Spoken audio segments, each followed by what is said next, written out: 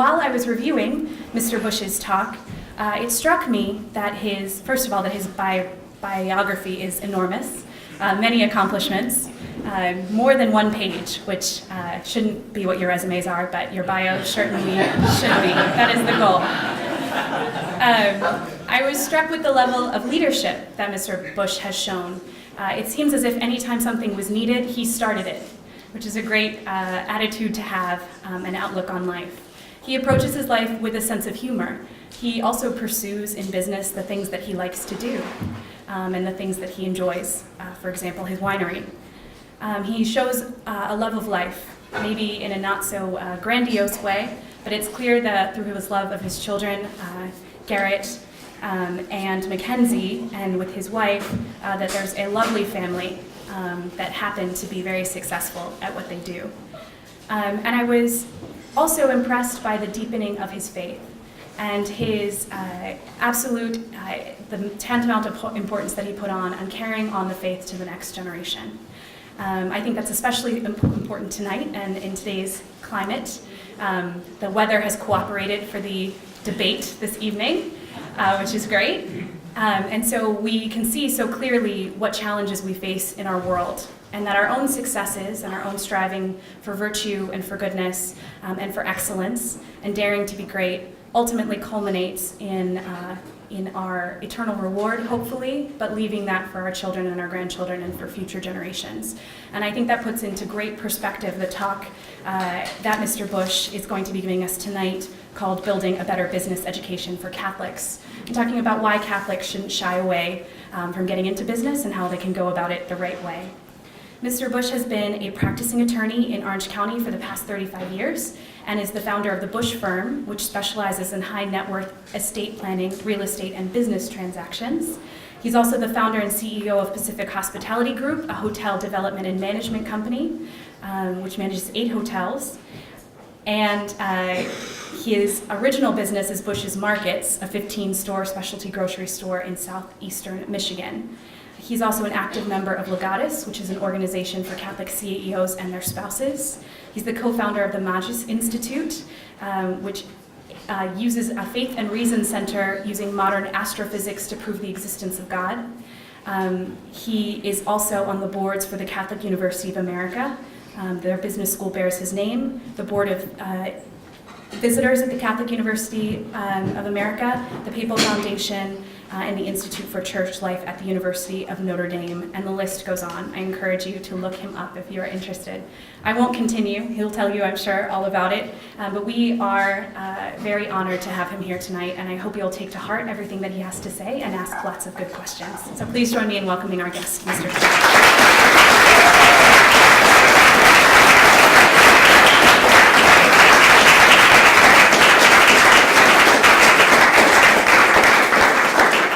I recently read a book.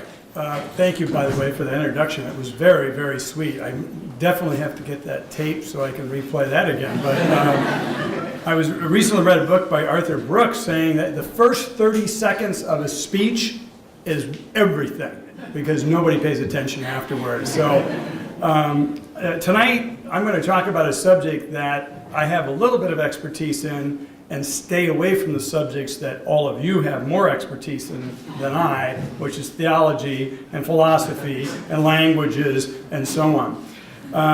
Believe it or not, at age 61 years old, a man who I believe that I've been involved in many of the Catholic leadership in the country, and I've never taken a theology or philosophy course in my life. Now, I don't recommend you follow your life this way. In the school at Catholic U, we'll definitely have over half of our classes are taken outside of the business school in theology, philosophy, and so forth. So these are very important subjects, because what we are is a person of being, okay? We're not a person of cash. We're not a person of finance. We're not a person of materiality. We're a person of being, right? We are. You learn all this in Aristotle, Socrates, and so on. And so tonight, in this world where business people are chastised as the enemy and should be taken down through taxation and redistribution, I would like to shine a new light on that idea. So about a year ago, well, I've known this man for quite some time. I started partnering several years ago, and then just in the last 6 months, we orchestrated the largest gift in the history of Catholic University of America. Some of you are graduates, I learned. And it's a great university, except for no one knows anything about Catholic University unless you're in the Catholic hierarchy of the American Church. And of course, it's the only pontifical university in the world, in America, and it is the Catholic University of America who consults with the U.S. Conference of Bishops and the Vatican itself. So I'd been on the board for 12 years, and I was asking the Holy Spirit, why am I on the Board of Trustees of the Catholic University of America, which I really, other than the fact that when I was an altar boy, 5, 6 years old, I used to put the envelopes in the pews that collected money for Catholic University. I didn't know what it was, but the priest told me, put those envelopes out once a year. I did, and then collected them up at the end. So that was my limit of Catholic University. I went to Catholic University, I sat for 12 years on the board, wasn't quite clear what I was doing there, and then about 9 years into my tenure, I learned about this new business school founded in January 2013 by Andrew Abella. And I said, now this is something that can resonate with me. A business school that is teaching Catholic social doctrine, what Charles Koch, who I'm about to speak about, calls principled entrepreneurship. You see, it's interesting that under this current administration of 8 years, we went through a downturn, most of you are aware, in 2008, the likes of which we probably haven't seen since 1929. And then from the downturn, roughly around 2010, those who had resources and investments have become very wealthy. And those who had less education and were laborers became poorer. This is not good. This is why we're seeing what's happening in Charlotte, Baltimore. This is a syndrome that existed in the late 60s when I was growing up, 1968. I have not seen the violence in our country since 1968. And it all gets back to the money. People don't have enough resources to put food on their table. When they don't have the dignity of work, they get hostile. They may not know why they're hostile. They may be on drugs or alcohol, but it all leads back to the fact they're not co-creating with God as God intended, and they've been prohibited the dignity of a human being, and that is work. Now, you millennials, you get work. My parents and even my generation worked to put food on the table. They didn't like work. They just did it. As a matter of fact, in most instances, they dreaded their work. Millennials don't do things that they dread. They do things that they like. And by the way, if they don't like who they're working for or the company they're working for, they leave. Where my generation, and even more so my parents' generation, you don't dare leave a company. You just put up with it. You suffer, and if you were Catholic, it was part of martyrdom, okay? Give it up for God, give it up for your sins. Millennials are not that way. They're very, as you all are educated, you know that if you don't like this job, you can learn another, and you're very mobile and transitory, okay? This is a very, very good thing. This is very good. People of my generation think millennials are flakes. I happen to think they're a lot smarter than we were. I think they get it. And we need to earn millennials' right or work with us. In other words, if we don't do a good enough job providing to them an opportunity, then shame on us, they should go someplace else. This is what's derived what we call free market. But see, before in the history of America, free market has been about goods and services, not about employment. We had to have unions to enforce work rules and wages. Today, we have the market. And that's what we cannot forget. Many times, we saw this in the Bernie Sanders campaign, millennials are gravitating toward what we would call either socialism or what Europe has, social democracy, or what ultimately is the result, they don't mean to enforce this, crony capitalism. Anytime resources are allocated in the marketplace on a basis other than free market, the wealthier are going to get wealthier, and the powerful are going to get wealthier. It's the opposite of the intended purpose. Today in Europe, you have social democracy, meaning you really have socialism, but they masquerade as capitalist. And people who are on the inside, the royalty and those who have power and influence, they get all of the government contracts, they're left alone by the government, and they make all the money. And everybody just stands in line and exchanges that for the social safety net.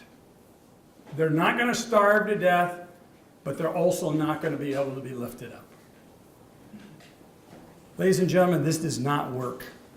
This is not Catholic, and it depresses the co-creation that each and every one of you are called to by God. Pope Francis speaks about this often. He comes from a culture of crony capitalism. Argentina was one of the greatest economies in the world. Today it's a third world train wreck. It's either you're super richy or you are poor. I'm going to tell you a fact about capitalism, free market. Even in less than free government societies. Since 1975 until today, it's about 40 years, 80% of those people below the poverty line, meaning they don't have enough money to buy food, have been risen above the poverty line. It's the greatest transformation of poor to being able to live in the history of the world in the shortest time in the world. How did it happen? Well, I just left China, there for 2 weeks. Most of the people were in poverty there, and I can assure you they're not now. China is a vibrant economy that's trading with us as Americans. They're still under communist rule, but much of China that has done the best is in the free market zone. Hundreds of millions of people today, over 250 million people in China can travel to the United States and other places in Europe because they can afford it.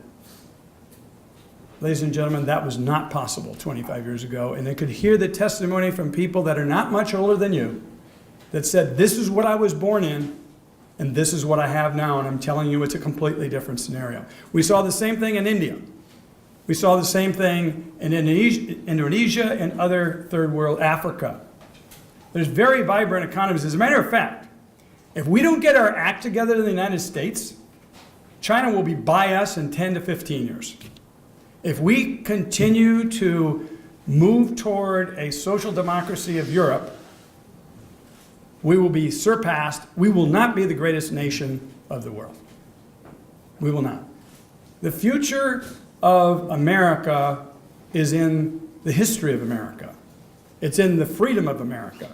Benedict XVI came in 2008 because he wanted to remind America that you are the American experiment, that you represent God's will, not Europe, where he came from.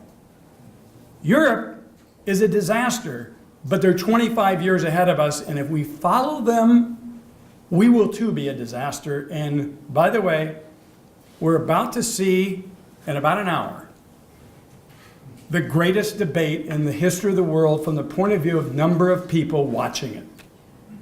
How do we find ourselves here? In such a great nation, in such a great nation. I'm not going to get political, but it is a sad, sad circumstance. And by the way, we, the electorate, and most of you may not have voted, but you that did vote, we, the electorate, put ourselves here. But it was a response to what's been going on for the last 8 years. And what has been going on?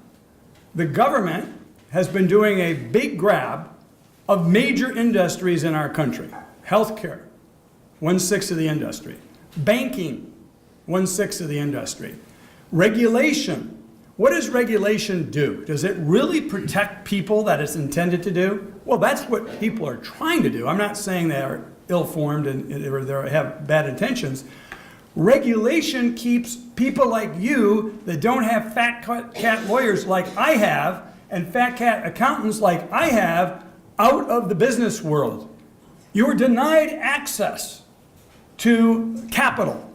You're denied access to being able to join or open a business. See, the fat cats always win when you have more regulation. We win. Everybody else loses. What's that about? And why would I care? Because I care, and Charles Koch cares, in all human prosperity. Because at the end of the day of my story, even if I was self-interested, just for myself and my family, is if we end up with all the marbles and there are no marbles for everybody else, then there's going to be a war. We must, social doctrine, social justice is all about what it says. It's not about redistributing. It's about giving every single person a place at the table. Now, I think, other than Apple, I think that's one of the greatest things that ever happened. You know, Apple's the biggest turnaround in the history of the world. You know that Bill Gates bailed Apple out because he was afraid that he was going to end up a monopoly and then they'd come after him? So he loaned $150 million to Apple to bail him out. How's that working out for you, Bill? I guess they're a little bigger than Microsoft last time I checked. We got about 150 billion in cash. Most of it's in Ireland, Tim, but you know. Good tax rate. Exactly. I like that tax rate. And by the way, cheap corporate income tax creates jobs. Both, well, one presidential campaign and most of the Republicans get that. If you want to steal from the people, tax them. And then government will get bigger and less productive and everybody else will get poorer. It doesn't work. If you don't believe me, check out this country called Russia. It didn't work out for them, and it won't work out for us. It's not that the Russian people are stupid, it's just that they had the wrong economic model. They didn't rely on freedom, on God. They didn't even allow God. That's one of the most important freedoms we have is freedom of religion. You know, the Supreme Court, even though they've been a little messed up on a few decisions, they've been voting 9-0 in favor of freedom of religion. 9-0. This is great news. Freedom of religion, even though you might be a little left-leaning or right-leaning, you seem to get the idea that freedom of religion is important. And there's great organizations, Becket Fund, Alliance Defending Freedom.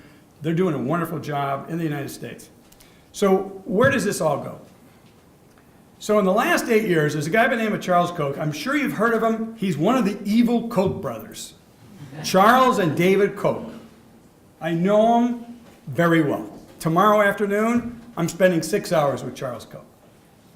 Charles Koch is CEO and chairman of a company that today is worth, get this, $100 billion. Twice as much as Bill Gates, just to put it in perspective. If he and his brother were joined together, because they each own the company 50-50, they'd be the wealthiest guys in the world. It's one of the largest privately held, never been publicly traded companies in the world. Charles Koch has been fighting the Obama administration, crony capitalism, corporate welfare, redistribution, and high corporate income taxes for his entire life. He invented or started an organization called Cato Institute. He basically banked the George Mason University, and he just donated a significant sum to name Justice Scalia Law School at George Mason. He's invested in over 100 universities. He's spent hundreds of millions of dollars trying to win political elections, and he came to one conclusion about 2 years ago: Tim, politics is downstream from culture, and we're losing culture very fast here. So I'm going to reinvest. He stayed out of the political presidential race this year. He is involved in mostly senatorial races. He says, I'm staying out of this because I'm losing big time. I'm spending $250, $300 million of my own money to beat Obama, and I'm getting hammered because the people are not understanding what we're talking about. So I need to go to the universities. They're our only salvation. I need to re-educate people, and I need to put the ideas of free market side by side with the ideas of socialism. I don't want to own the universities. I just want to have a place at the table. Let the kids learn about all of the isms that are out there. Because at the end of the day, it's like our Catholic faith, right? Truth prevails. So Charles Koch, not the candidate you would have gone to donate a significant sum of money, largest gift in the history of Catholic University of America. He was actually educated in Catholic schools. His wife went to all-girls Catholic school. His son's married to a Catholic, so he's got some ties, but he's libertarian. If you know anything about libertarians, they're pretty much, don't really have faith usually, but they're like, let's not worry about abortion, let's not worry about same-sex marriage. When it comes to what we call in our church the social issues, they say we ought to stay out of it. But I'm fastly convincing him that you abandon the social issues and you never will have a virtuous society, because the social issues are what makes us virtuous. So I'm working on it. Pray for me on that. Now, in my life, I came from not a poor family by any means, but it surely was not rich. I was middle class at best, delivered newspapers, mowed lawns, painted houses, did all the stuff, paid 100% of my college education. That's when you could do that kind of thing. And I'm not asking for any, but I didn't come, nobody gave me a $500 million company. So I worked my way up because there was a place at the table. I left Michigan because Michigan in many ways was a crony state because it was a developed state, and you kind of had to have a father that was a lawyer or you weren't going to be accepted. So I went to California, Orange County. It's like going to the Wild Wild West then. And believe it or not, I was more widely accepted because why? When you're from some other place, you're an expert. When you're from the locale, you're the carpenter's son, right? So that's kind of how it works. But anyway, worked out well for me. And in a million years, I would have never, ever dreamed that I would be collaborating with what we'll call the richest guy or the richest conglomerate in the history of the world. Who, by the way, has had his net worth go up 500% while Obama has been president of the United States. 500%. He says, Tim, you would think I would be Obama's biggest donor. I'm not. He says, because he's running the country in the wrong direction. And unfortunately, Charles, if you asked him today, he's not sure either candidate will run us in the right direction. He's not sure. So he's playing defense. He's saying, I got to get the Congress and the Senate, because those guys I can have a little bit of influence and hope that for the next 4 years we can hold on, because I have no idea what's going to happen. This is Charles Koch saying. So what he wrote here, he wrote a book called Good Prophet. If you're really interested in this topic, get the book. It's an easy read. It's not really technical, and it talks about what is good about business and what is bad. If we're going to save free market capitalism, then we, the free market capitalists, need to get more responsible. We need to keep government out of social issues and let us solve them. We should have been giving our employees insurance instead of trying to figure out how to get them out of insurance. Then we wouldn't need Obamacare. There were 17 million people that were uninsured before Obamacare. Our insurance costs have doubled. Everybody, all of yours have doubled. To cover 17 million people, we had to double the global insurance cost. It would have been much cheaper just to pay the insurance for the 17 million people, because now we got 320 million people that are messed up. And this is what happens when government gets involved. It doesn't matter whether you're Republican, Democrat, Libertarian, or Independent. It's not the people that are screwed up. It's the system doesn't work. It is not the way our country was founded. We were founded as a country to defend our people, not attack them through regulation, not regulate their health care, and not even regulate their education. There's a Catholic social doctrine of subsidiarity. Let everything be done at its lowest level. The federal government is not the lowest level. It should be done like it was done in the original founding of this country by the communities, where we know when people are pulling our leg and we give them help based on accountability, on tough love, and we educate them based on their needs. Not what some guy in the White House or Congress or Senate says is Common Core or whatever happens to be, no child left behind. These are Republican concepts, by the way. They're broke because they involve the federal government trying to take control of you and your families. This is wrong. The family is the first divinely appointed educator, and they're responsible for the education of their children.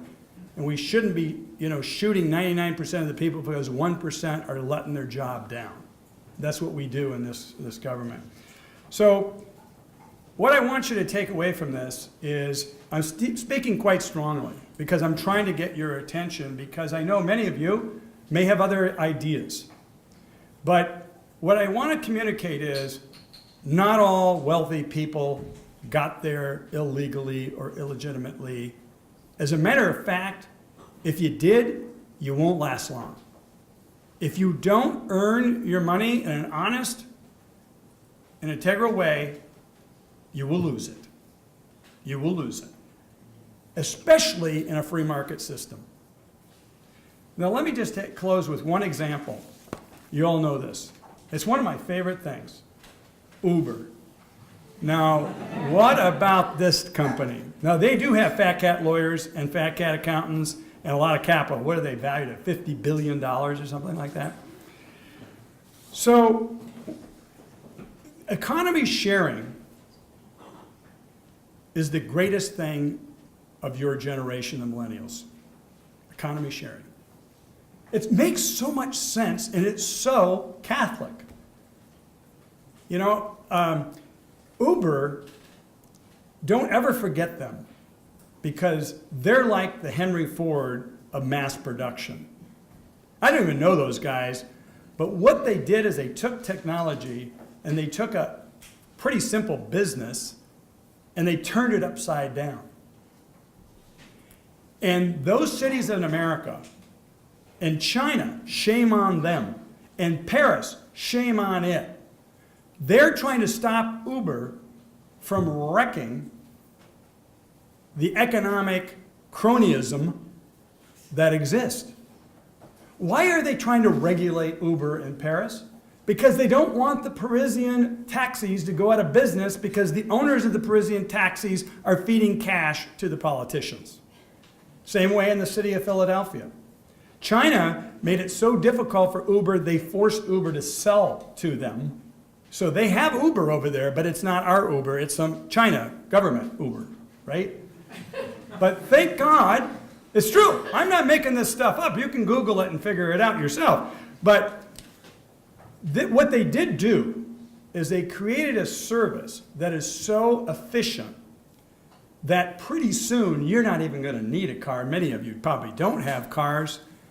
And my kids I thought you had to Uber, but you'd have Uber XL and Uber X, and I'm thinking, I feel so bad for these people, what they're driving me around, and I give them extra money because I can't take it. They're driving me around for $6. It's like, come on, give me a break. But what Uber does in our business is and Charles Koch says, every day we need to reinvent ourselves or we're not doing service to our customers and to our team members and to our shareholders. We got to Uberize everything, because if we don't, somebody else is going to and run us out of business. How about Airbnb? It's another economy sharing business. What are cities in America doing about Airbnb? First of all, Airbnb can't even do it in China. Why? I don't know. They just said we don't think it's safe for the people. You look at these cities, they're going, wait a minute, we're not collecting our taxes. Yeah? So? What about ADA? Disabilities. Not everybody's house is tricked out for ADA. Yeah? We got hotels they can go to. Airbnb is I'm in the hotel business. Arguably, it's our competitor. I don't care. If we can't beat Airbnb, we should get out of business. That's the fair and right thing to do. We shouldn't use our pressure, our influence, our power, and our capital to run a legitimate business out of business. Airbnb is here to stay, and it's going to turn upside down the sharing of residences throughout the world. Amazing business, amazing business. Those are just a few of the businesses that, why do they even exist? Internet. They wouldn't exist without the internet. They wouldn't exist without a robust system of websites and technology and search engines, Google and the others. They wouldn't exist. And what about driverless cars? Now, I thought that was the craziest thing in the world. There's no way. Well, people in the know tell me we have driverless cars right now, but I mean, they're going to be really in the public domain in 5 years. That's like a nanosecond. And the other thing is that the need for automobiles in America is going to decline by 80%. 80%. And the insurance is going to go down by 80% because you don't have crazy people like us driving and drinking and whatever happens to be the case. And all of a sudden, you're not going to need all these gigantic parking lots because there's just going to be cars running around all the time, dropping people off, getting out of there. They don't need to park. This is going to be an amazing thing. And you're sitting back probably wondering, this guy's stretching it a little bit. Let me tell you something. In 1974, I was in college. And there were hour lines to get gasoline. We prohibited, from 1974 until 4 months ago, you could not legally export oil from the United States of America to a foreign country. I don't know if you knew that, but just got legalized. You probably noticed oil's cheaper now than it was in 1974. Probably noticed that. I wonder why. Because of innovation. In those days, our government, I think it was the Nixon administration and then Carter administration after them, you've read that in history for those of you who study, they were telling us that we were going to collapse, the Middle East was going to own the United States of America, and we need to go over there and protect our backside and own, have bases and all this kind of stuff. Well, I think they all believed it. And based on the information they had, it was the only thing they could believe at the time, right? But if you have free market, and if you allow God to co-create with mankind and they're virtuous, you think God's going to leave us out in the... No. You know that we have more oil in South Texas than Saudi Arabia, and we didn't know it existed till 4 years ago? I'm telling you the truth. You don't believe me, Google it. It's true. It's true. We have more oil in Dakotas than they have in Saudi Arabia, the king of all oil. Saudi Arabia is in trouble. They've been living off this cash for so long, nobody works over there, and they have no culture. They're messed up for a whole generation. Because I thought the government was going to write us those checks, right? The whole table is tipped upside down. You know that 97% of all important technology inventions They're coming out of China, right? Japan, they're pretty smart people over there. Europe, United States of America. Why? Because we're smarter than all these people?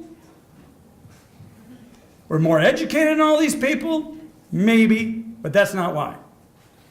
It's because we have a free market economy that allows people like the Facebook founder to get damn rich off of an idea that he invented in his dorm room in Harvard. Bill Gates, the guy never even went to college.